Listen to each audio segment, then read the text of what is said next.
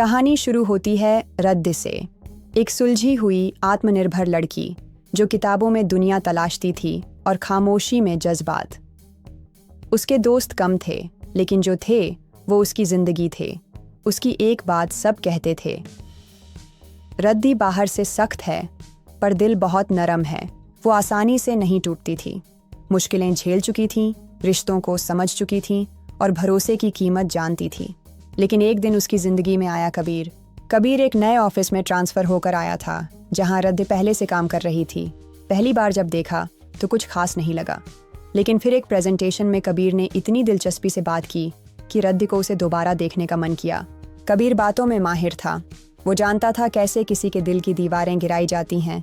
धीरे धीरे दोनों के बीच दोस्ती हुई। ऑफिस से बाहर कॉफ़ी, फिर फ़ोन कॉल्स और फिर देर रात की लंबी बातें।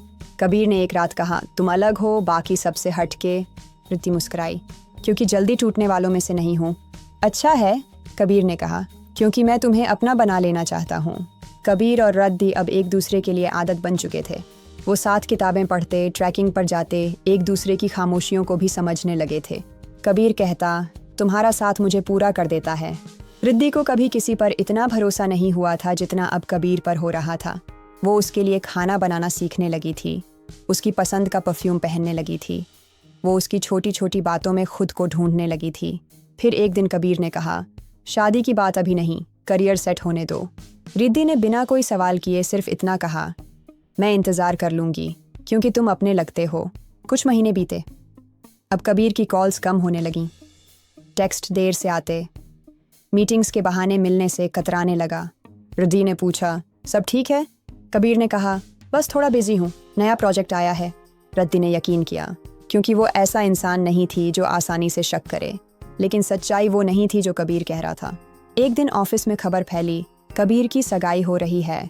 लड़की कोई और थी, उसके ही शहर से, उसके ही जान पहचान की। रद्दी का दिल कांप गया। उसने कबीर से पूछा, ये क्या है? कबीर ने आंखें झुका लीं। माफ़ करना रद्दी, ये रिश्ता पहले से तय था, मैं बस तुम्हें समझा नहीं पाया। तो फिर वो सब जो भी कहा, जो भी जिया, वो क्या था? कबीर चुप रहा, और यही खामोशी रद्दी की आत्मा को चीर गई। रद्दी अपने कमरे में बैठी थी, अकेली, चुप और अंदर से टूटी हुई। उसने खुद से कहा, जल्दी टूटने वाले नहीं थे हम, बस कोई अपना बनाकर तोड़ गया। वो सोचती रही, क्या गलती उसकी थी? क्या उसने कुछ ज़्यादा उम्मीद कर ली थी? नहीं, उसने सिर्फ भरोसा किया था उस पर जो अपना बनकर आया और पराया बन गया। वक्त गुजरा, 1 साल बीत गया। रद्दी ने खुद को फिर से खड़ा किया। अब वो सिर्फ ऑफिस नहीं जाती थी,